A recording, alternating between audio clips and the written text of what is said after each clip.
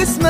يا بابا موجود الحال يا بابا به رز ملي يا بابا له طعم فظيع يا بابا وانا علاقي يا بابا قد نفسي فيه يا بابا قولوا بالله يا بابا هم بنلاقيه موجود في السوبر موجود في السوبر واصغر بقاله